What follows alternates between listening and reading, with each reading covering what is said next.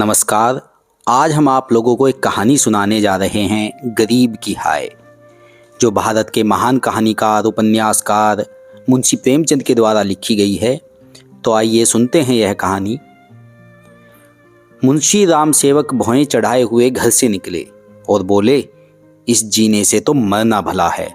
मृत्यु को प्राय इस तरह के जितने निमंत्रण दिए जाते हैं, यदि वह सबको स्वीकार करती तो आज सारा संसार उजाड़ दिखाई देता।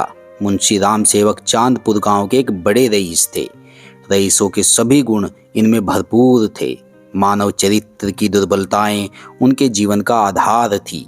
वह नित्य मुंसिफी कचहरी के हाथे में एक नीम के पेड़ के नीचे कागजों का बस्ता खोल एक टूटी सी चौकी पर बैठे दिखाई देते थे। किसी ने कभी उन्हें किसी इजलास पर कानूनी बहस या मुकदमे की पैरवी करते नहीं देखा, परंतु उन्हें सब लोग मुख्तार साहब कहकर पुकारते थे। चाहे तूफान आए, पानी बरसे, ओले गिरे, पर मुख्तार साहब वहाँ से टस से मस न होते। जब वह कचहरी चलते तो देहातियों के झुंड उनके साथ हो लेते। चारों ओर से उन पर विश्वास और आदर की दृष्टि पड़ती। सब में प्रसिद्ध था कि उनकी जीभ पर सरस्वती विराजती है। इसे वकालत कहो या मुख्तारी, परंतु वह केवल कुल मर्यादा की प्रतिष्ठा का पालन था।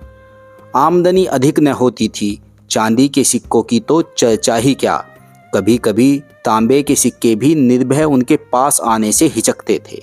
मुंशी जी की कानूनदानी में कोई संदेह न था, परंतु पास के बखेड़े ने उन्हें विवश कर दिया था। खैर जो हो, उनका यह पेशा केवल प्रतिष्ठा पालन के निमित्त था, नहीं तो उनके निर्वाह का मुख्य साधन आसपास की अनाथ पर खाने पीने में सुखी विधवाओं और भोले भाले किंतु धनी वृद्धों की श्रद्धा थी। विधवाएं अपना रुपया उनके यहाँ अमानत रखती। बूढ़े अपने कपूतों के डर से अपना धन उन्हें सौंप देते, पर रुपया एक बार उनकी मुट्ठी में जाकर फिर निकलना भूल जाता था। वह जरूरत पड़ने पर कभी कभी कर्ज ले लेते थे। भला बिना कर्ज लिए किसी का काम चल सकता है? भोर को सांझ के करार पर रुपया लेते, पर वह सांझ कभी नहीं आती थी। सारांश मुंशी जी कर्ज लेकर देना सीखे नहीं थे, यह उनकी कुल प्रथा थी। यही सब मामले बहुधा मुंशी जी के सुख चैन में विघ्न डालते थे। कानून और अदालत से तो उन्हें कोई डर न था। इस मैदान में उनका सामना करना पानी में मगर से लड़ना था। परंतु जब कोई दुष्ट उनसे भिड़ जाता, उनकी ईमानदारी पर संदेह करता और उनके मुंह पर बुरा भला कहने पर उतारू हो जाता, तब मुंशी जी के हृदय पर बड़ी चोट लगती। इस प्रकार की दुर्घटनाएं प्राय होती थी। हर जगह ऐसे ओछे लोग रहते हैं जिन्हें दूसरों को नीचा दिखाने में ही आनंद आता है। ऐसे लोगों का सहारा पाकर कभी कभी छोटे आदमी मुंशी जी के मुंह लग जाते थे। नहीं तो एक कुंजडिन की इतनी मजाल नहीं थी कि आंगन में जाकर उन्हें बुरा भला कहे। मुंशी जी उसके पुराने गाहक थे। बरसों तक उससे साग भाजी ली थी।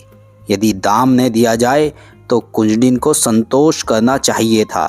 दाम जल्दी या देर से मिल ही जाते, परंतु वह मुंहफट कुंजडिन 2 ही बरसों में घबरा गई और उसने कुछ आने पैसों के लिए एक प्रतिष्ठित आदमी का पानी उतार लिया।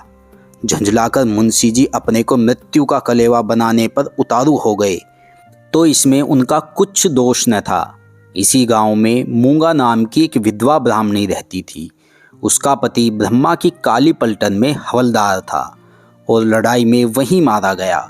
सरकार की ओर से उसके अच्छे कामों के बदले मूंगा को 500 रुपये मिले थे। विधवा स्त्री, जमाना नाजुक था, बेचारी ने सब रुपये मुंशी राम सेवक को सौंप दिए और महीने महीने थोड़ा थोड़ा उसमें से मांग कर अपना निर्वाह करती रही।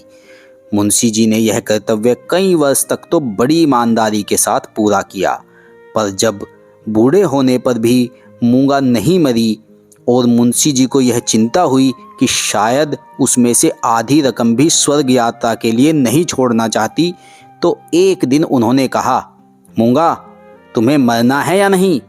साफ साफ कह दो कि मैं अपने मरने की फिक्र करूं। उस दिन मूंगा की आंखें खुली, उसकी नींद टूटी। बोली, मेरा हिसाब कर दो। हिसाब का चिट्ठा तैयार था। अमानत में अब 1 कौड़ी बाकी न थी। मूंगा ने बड़ी कड़ाई से मुंशी का हाथ पकड़कर कहा, अभी मेरे 250 रुपये तुमने दबा रखे हैं, मैं 1 कौड़ी भी न छोड़ूंगी।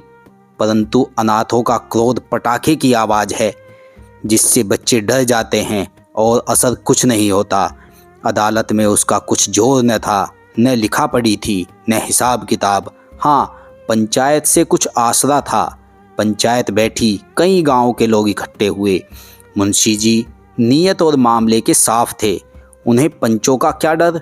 सभा में खड़े होकर पंचों से कहा, भाइयों, आप लोग सत्यनारायण और कुलीन हैं, मैं आप सब साहबों का दास हूँ। आप सब साहब की उदारता और कृपा से, दया और प्रेम से मेरा रोम रोम कृतज्ञ है। और आप लोग सोचते हैं कि इस अनाथिनी और विधवा स्त्री के रुपये हड़प कर गया हूँ। पंचों ने एक स्वर से कहा, नहीं नहीं, आपसे ऐसा नहीं हो सकता। राम सेवक, यदि आप सब सज्जनों का विचार हो कि मैंने रुपये दबा लिए, तो मेरे लिए डूब मरने के सिवा और कोई उपाय नहीं। मैं धनाढ्य नहीं हूँ, न मुझे उदार होने का घमंड है, पर अपनी कलम की कृपा से, आप लोगों की कृपा से किसी का मोहताज नहीं हूँ। क्या मैं ऐसा ओछा हो जाऊँगा कि एक अनाथिनी के रुपये पचा लूँ? पंचों ने एक स्वर से फिर कहा, नहीं नहीं, आपसे ऐसा नहीं हो सकता। मुँह देखकर टीका काढ़ा जाता है। पंचों ने मुंशी जी को छोड़ दिया। पंचायत उठ गई। मूंगा ने आहा भरकर संतोष किया और मन में कहा, अच्छा अच्छा, यहाँ न मिला तो न सही, वहाँ कहाँ जाएगा। अब कोई मूंगा का दुख सुनने वाला और सहायक न था। दरिद्रता से जो कुछ दुख भोगने पड़ते हैं, वह सब उसे झेलने पड़े। वह शरीर से पुष्ट थी, चाहती तो परिश्रम कर सकती थी, पर जिस दिन पंचायत पूरी हुई, उसी दिन उसने काम न करने की कसम खा ली। अब उसे रात दिन रुपयों की रट लगी रहती। उठते बैठते सोते जागते उसे केवल एक काम था, और वह मुंशी राम सेवक का भला मानना। अपने झोंपड़े के दरवाजे पर बैठी हुई वह रात दिन उन्हें सच्चे मन से असीसा करती। बहुधा अपने असीस के वाक्य में ऐसे कविता के वाक्य और उपमाओं का व्यवहार करती कि लोग सुनकर अचंभे में आ जाते। धीरे धीरे मूंगा पगली हो चली। नंगे सिर, नंगे शरीर, हाथ में कुल्हाड़ी लिए हुए सुनसान स्थानों में जा बैठती। झोंपड़ी के बदले अब वह मरघट पर नदी के किनारे खंडहरों में घूमती दिखाई देती। बिखरी हुई लटें, लाल लाल आंखें, पागलों सा चेहरा, सूखे हुए हाथ पांव, उसका यह स्वरूप देखकर लोग डर जाते थे। अब कोई उसे हंसी में भी नहीं छेड़ता। यदि वह कभी गांव में निकल आती तो स्त्रियां घरों के किवाड़ बंद कर लेती। पुरुष कतराकर इधर उधर से निकल जाते और बच्चे चीख मार कर भागते। यदि कोई लड़का भागता न था तो वह था मुंशी राम सेवक का सुपुत्र राम गुलाम। बाप में जो कुछ कोर कसर रह गई थी वह बेटे में पूरी हो गई थी। लड़कों का उसके मारे नाक में दम था। गांव के काने लंगड़े आदमी उसकी सूरत से चिढ़ते थे, और गालियां खाने में तो शायद ससुराल में आने वाले दामाद को भी इतना आनंद न आता हो। वह मूंगा के पीछे तालियां बजाता, कुत्तों को साथ लिए हुए उस समय तक रहता जब तक वह बेचारी तंग आकर गांव से निकल न जाती। रुपया पैसा हौस हवास खोकर उसे पगली की पदवी मिली, और अब वह सचमुच पगली थी।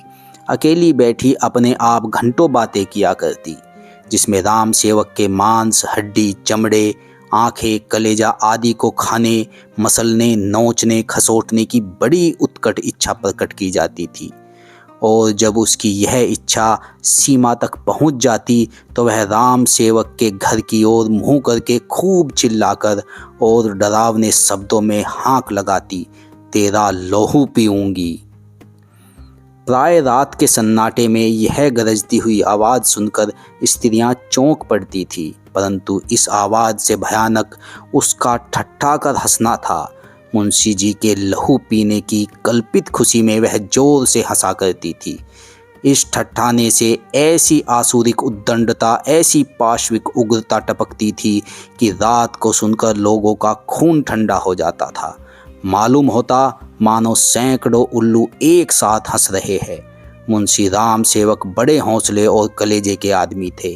न उन्हें दीवानी का डर था न फौजदारी का, परंतु मूंगा के इस डरावने शब्दों को सुनकर वह भी सहम जाते। हमें मनुष्य के न्याय का डर न हो, परंतु ईश्वर के न्याय का डर प्रत्येक मनुष्य के मन में कभी कभी ऐसी ही भावना उत्पन्न कर देता। उनसे अधिक उनकी स्त्री के मन में। उनकी स्त्री बड़ी ही चतुर थी। वह उनको इन सब बातों में प्राय सलाह दिया करती थी। उन लोगों की भूल थी जो लोग कहते थे कि मुंशी जी की जीभ पर सरस्वती विराजती है। वह गुण तो उनकी स्त्री को प्राप्त था। बोलने में वह उतनी ही तेज थी जितना मुंशी जी लिखने में थे, और यह दोनों स्त्री पुरुष प्राय अपनी अवश दशा में सलाह करते कि अब क्या करना चाहिए। आधी रात का समय था। मुंशी जी नित्य नियम के अनुसार अपनी चिंता दूर करने के लिए शराब के 2-4 घूंट पीकर सो गए थे। यकायक मूंगा ने उनके दरवाजे पर आकर जोर से हाँक लगाई, तेरा लहू पीऊंगी, और खूब खिलखिलाकर हंसी। मुंशी जी यह भयावह ठहाका सुनकर चौंक पड़े। डर के मारे पैर थर थर कांपने लगे, कलेजा धक धक करने लगा। दिल पर बहुत जोर डालकर उन्होंने दरवाज़ा खोला। जाकर नागिन को जगाया। नागिन ने झुंझलाकर कहा, क्या है, क्या कहते हो? मुंशी जी ने दबी आवाज़ से कहा, वह दरवाजे पर खड़ी है। नागिन उठ बैठी। क्या कहती है? तुम्हारा सिर क्या दरवाजे पर आ गई? हाँ, आवाज़ नहीं सुनती हो? नागिन मूंगा से नहीं, परंतु उसके ध्यान से बहुत डरती थी, तो भी उसे विश्वास था कि मैं बोलने में उसे जरूर नीचा दिखा सकती हूँ। संभल कर बोली, कहो तो मैं उससे 2-2 बातें कर लूँ। परंतु मुंशी जी ने मना किया।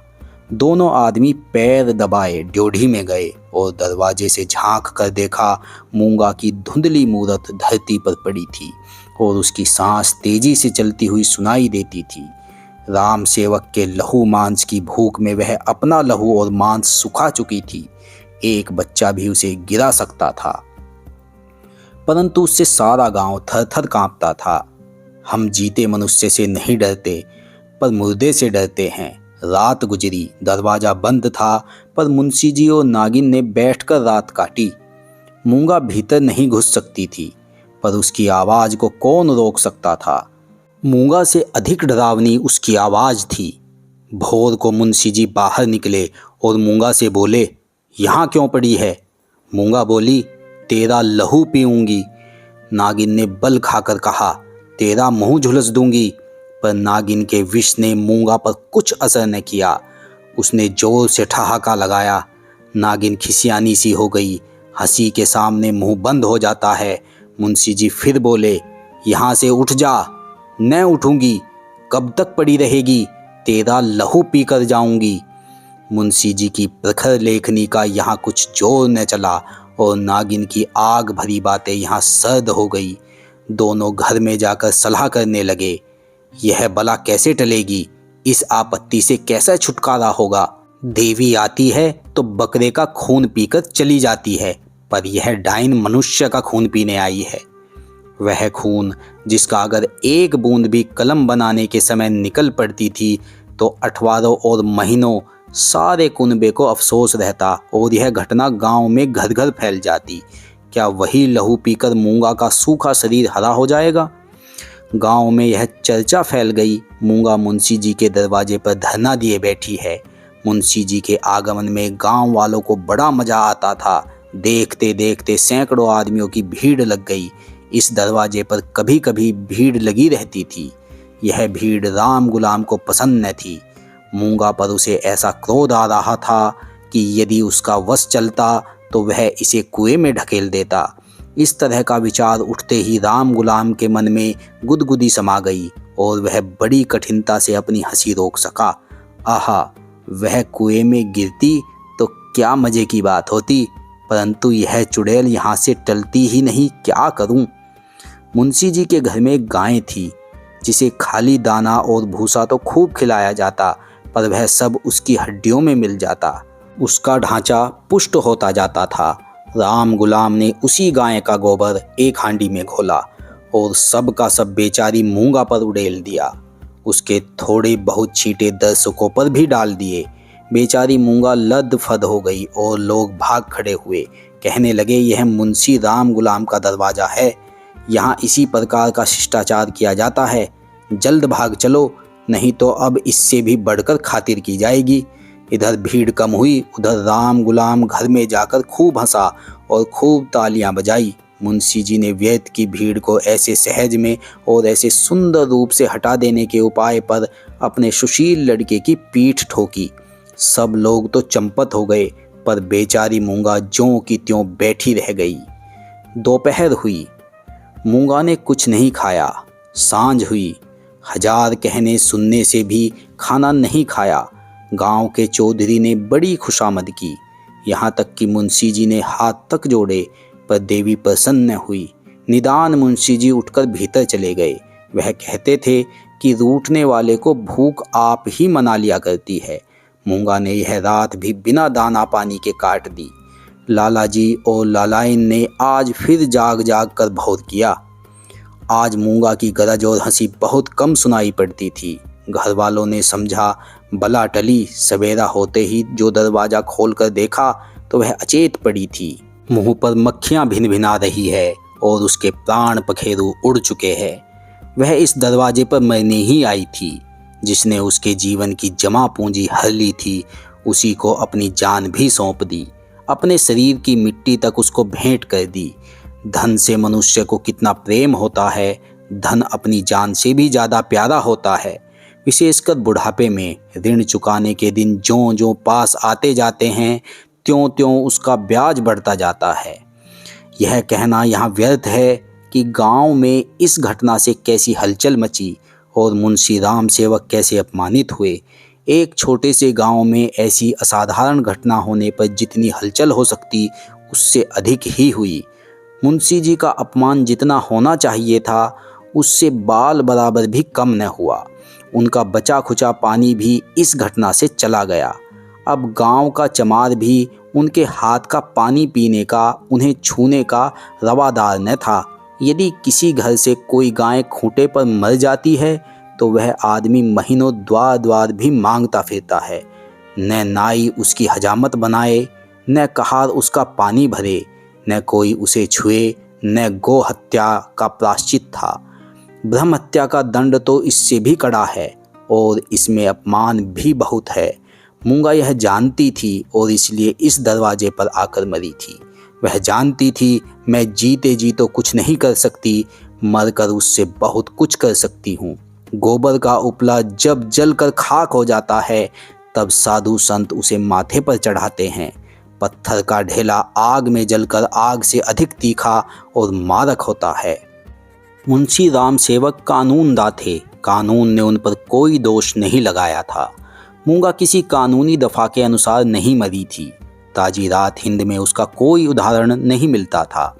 इसलिए जो लोग उनसे प्रायश्चित करवाना चाहते थे, उनकी भारी भूल थी। कुछ हर्ज नहीं, कहार पानी न भरे न सही, वह पानी भर लेंगे।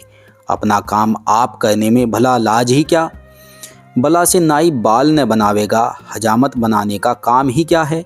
दाढ़ी बहुत सुंदर वस्तु है। दाढ़ी मर्द की शोभा और श्रृंगार है, और जो फिर बालों से ऐसी घिन होगी तो एक एक आने में तो अस्तुरे मिलते हैं। धोबी कपड़े न धोएगा, इसकी भी कुछ परवाह नहीं। साबुन तो गली गली कोड़ियों के मोल आता है। एक बट्टी साबुन में दर्जनों कपड़े ऐसे साफ हो जाते हैं जैसे बगुले के पर। धोबी क्या खाकर ऐसा साफ कपड़ा धोएगा। पत्थर पर पटक पटक कर कपड़ों का लत्ता निकाल लेता है। आप पहने, दूसरों को भाड़े पर पहनाए, भट्टी में चढ़ाए, रेहे में भिगोए, कपड़ों की तो दुर्गति कर डालता है। जभी तो कुर्ते 2-3 साल से अधिक नहीं चलते, नहीं तो दादा हर 5वें बरस तो 2-3 अचकन और 2 कुर्ते बनवाया करते थे। मुंशी राम सेवक और उनकी स्त्री ने दिन भर तो यूं ही कहकर अपने मन को समझाया। सांझ होते ही उनकी तर्कनाएं शिथिल हो गई। अब उनके मन पर भय ने चढ़ाई की। जैसे तैसे रात बीतती थी, भय भी बढ़ता जाता था। बाहर का दरवाज़ा भूल से खुला रह गया था, पर किसी की हिम्मत न पड़ती थी कि जाकर बंद तो कराए। निदान नागिन ने हाथ में दिया लिया, मुंशी जी ने कुल्हाड़ा, राम गुलाम ने गंडासा। इस ढंग से तीनों आदमी चौंकते हिचकते दरवाजे पर आए। यहाँ मुंशी जी ने बहादुरी से काम लिया। उन्होंने निधड़क दरवाजे से बाहर निकलने की कोशिश की। कांपते हुए पर ऊंची आवाज में नागिन से बोले, तुम व्यर्थ डरती हो, वह क्या यहाँ बैठी है? पर उनकी प्यारी नागिन ने उन्हें अंदर खींच लिया और झुंझला कर बोली, तुम्हारा यही लड़कपन तो अच्छा नहीं। यह दंगल जीतकर तीनों आदमी रसोई के कमरे में आए और खाना पकाने लगे, परंतु मूंगा उनकी आंखों में घुसी हुई थी। अपनी परछाई को देखकर मूंगा का भय होता था। अंधेरे कोने में मूंगा बैठी मालूम होती थी। वही हड्डियों का ढांचा, वही बिखरे हुए बाल, वही पागलपन, वही डरावनी आंख। मूंगा का नक्शिक दिखाई देता था। इसी कोठरी में आटे दाल के कई मटके रखे हुए थे। वहाँ कुछ पुराने चींथड़े भी पड़े हुए थे। एक चूहे को भूख ने बेचैन किया। मटकों ने कभी अनाज की सूरत न देखी थी, पर सारे गांव में मशहूर था कि इस घर के चूहे गजब के डाकू है। वह उन दानों की खोज में जो मटकों से कभी नहीं गिरे थे रेंगता हुआ इस चींथड़े के नीचे आ निकला। कपड़े में खड़खड़ाहट हुई। फैले हुए चींथड़े मूंगा की पतली टांगे बन गई। नागिन देखकर झिझकी और चीख उठी। मुंशी जी बदहवास होकर दरवाजे की ओर लपके। राम गुलाम दौड़कर उनकी टांगों से लिपट गया। चूहा बाहर निकल आया। उसे देखकर इन लोगों के होश ठिकाने हुए। अब मुंशी जी साहस करके मटके की ओर चले। नागिन ने कहा, रहने भी दो, देख ली तुम्हारी मर्दानगी। मुंशी जी अपनी प्रिया नागिन के इस अनादर पर बहुत बिगड़े। क्या तुम समझती हो मैं डर गया? भला डर की क्या बात थी? मूंगा मर गई, क्या वह बैठी है? मैं कल नहीं दरवाजे के बाहर निकल गया था? तुम रोकती रही, मैंने माना। मुंशी जी की इस दलील ने नागिन को निरुत्तर कर दिया। कल दरवाजे के बाहर निकल जाना या निकलने की कोशिश करना साधारण काम न था। जिसके साहस का ऐसा प्रमाण मिल चुका हो उसे डरपोक कौन कह सकता है। यह नागिन की हठधर्मी थी। खाना खाकर तीनों आदमी सोने के कमरे में आए, परंतु मूंगा ने यहाँ भी पीछा न छोड़ा। बातें करते थे, दिल को बहलाते थे। नागिन ने राजा हरदौल और रानी सारंधा की कहानियां कही। मुंशी जी ने फौजदारी के कई मुकदमों का हाल कह सुनाया, परंतु तो भी इन उपायों से भी मूंगा की मूर्ति उनकी आंखों के सामने से न हटती थी। जरा खटखटाहट होती तब तीनों चौंक पड़ते। उधर पत्तियों में सनसनाहट हुई कि इधर तीनों के रोंगटे खड़े हो गए। रह रह कर एक धीमी आवाज धरती के भीतर से उनके कानों में आती थी, तेरा लहू पीऊंगी। आधी रात को नागिन नींद से चौंक पड़ी। वह इन दिनों गर्भवती थी। लाल लाल आंखों वाली, तेज और नुकीले दांतों वाली मूंगा उसी की छाती पर बैठी हुई जान पड़ती थी। नागिन चीख उठी, बावली की तरह आंगन में भाग आई और यकायक धरती पर चित्त गिर पड़ी। सारा शरीर पसीने पसीने हो गया। मुंशी जी भी उसकी चीख सुनकर चौंके, पर डर के मारे आंखें न खुली। अंधों की तरह दरवाज़ा टटोलते रहे। बहुत देर के बाद उन्हें दरवाज़ा मिला। आंगन में आए नागिन जमीन पर पड़ी हाथ पांव पटक रही थी। उसे उठाकर भीतर लाए, पर रात भर उसने आंखें न खोली। भोर को अकबक बकने लगी। थोड़ी देर में ज्वर हो आया। बदन लाल तवा सा हो गया। सांझ होते होते सन्नीपात हो आया और आधी रात के समय जब संसार में सन्नाटा छाया हुआ था, नागिन इस संसार से चल बसी। मूंगा के डर ने उसकी जान ली। जब तक मूंगा जीती रही वह नागिन की फुफकार से सदा डरती रही। पगली होने पर भी उसने कभी नागिन का सामना नहीं किया, पर अपनी जान देकर उसने आज नागिन की जान ली। भय में बड़ी शक्ति है। मनुष्य हवा में एक गिरह भी नहीं लगा सकता, पर इसने हवा में एक संसार रच डाला है। रात बीत गई, दिन चढ़ता आता था, पर गांव का कोई आदमी नागिन की लाश उठाने को आता न दिखाई दिया। मुंशी जी घर घर घूमे, पर कोई न निकला। भला हत्यारे के दरवाजे पर कौन जाए? हत्यारे की लाश कौन उठाए?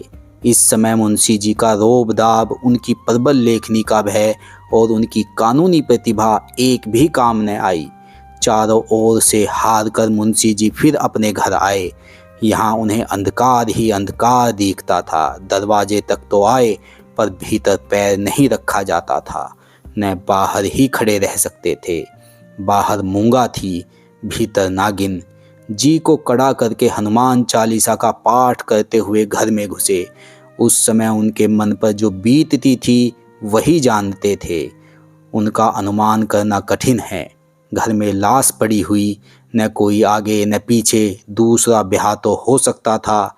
अभी इसी फागुन में तो 50वां लगा है, पर ऐसी सुयोग्य और मीठी बोली वाली स्त्री कहाँ मिलेगी। अफसोस, अब तगादा करने वालों से बहस कौन करेगा, कौन उन्हें निरुत्तर करेगा। लेन देन का हिसाब किताब कौन इतनी खूबी से करेगा। किसकी कड़ी आवाज़ तीर की तरह तगादेदारों की छाती में चुभेगी। यह नुकसान अब पूरा नहीं हो सकता। दूसरे दिन मुंशी जी लाश को एक ठेली गाड़ी पर लादकर गंगा जी की तरफ चले। शव के साथ जाने वालों की संख्या कुछ भी न थी। एक स्वयं मुंशी जी, दूसरे उनके पुत्र रत्न राम गुलाम जी। इस बेइज्जती से मूंगा की लाश भी नहीं उठी थी। मूंगा ने नागिन की जान लेकर भी मुंशी जी का पिंड न छोड़ा। उनके मन में हर घड़ी मूंगा की मूर्ति विराजमान रहती थी। कहीं रहते उनका ध्यान इसी ओर रहा करता था। यदि दिल बहलाव का कोई उपाय होता तो शायद वह इतने बेचैन न होते, पर गांव का एक पुतली भी उनके दरवाजे की ओर न झांकता था। बेचारे अपने हाथों पानी भरते, आप ही बर्तन धोते। सोच और क्रोध, चिंता और भय, इतने शत्रुओं के सामने एक दिमाग कब तक ठहर सकता। विशेषकर वह दिमाग जो रोज रोज कानून की बहसों में खर्च हो जाता था। अकेले कैदी की तरह उनके 10-12 दिन तो ज्यों त्यों कर कटे। 14वें दिन मुंशी जी ने कपड़े बदले और बोरिया बस्ता लिए हुए कचहरी चले। आज उनका चेहरा कुछ खिला हुआ था। जाते ही मेरे मुवक्किल मुझे घेर लेंगे, मेरी मातम पुरसी करेंगे। मैं आंसुओं की 2-4 बूंदें गिरा दूंगा, फिर बैनामा रहनामों और सुलहनामों की भरमार हो जाएगी। मुट्ठी गर्म होगी। शाम को जरा नशे पानी का रंग जम जाएगा, जिसके छूट जाने से जी और भी उचट रहा था। इन्हीं विचारों में मग्न मुंशी जी कचहरी पहुँचे, पर वहाँ रहनामों की भरमार और बैनामों की बाढ़ और मुवक्किलों की चहल पहल के बदले निराशा और रेतीली भूमि नजर आई। बस्ता खोले घंटों बैठे रहे, पर कोई नज़दीक भी न आया।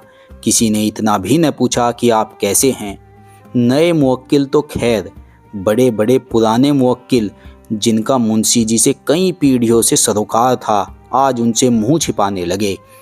वह नालायक और अनाड़ी रमजान, जिसकी मुंशी जी हंसी उड़ाते थे और जिसे शुद्ध लिखना भी न आता था, गोपियों में कन्हैया बना हुआ था। वाहरे भाग्य, मुवक्किल यूं मुँह फेर चले जाते हैं मानो कभी की जान पहचान ही नहीं। दिन भर कचहरी की खाक छानने के बाद मुंशी जी अपने घर चले। निराशा और चिंता में डूबे हुए जो जो घर के निकट आते थे, मूंगा का चित्र सामने आता जाता था।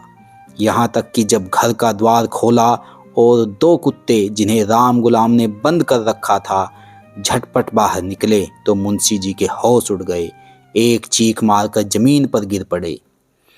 मनुष्य के मन और मस्तिष्क पर भय का जितना प्रभाव होता है, उतना और किसी शक्ति का नहीं।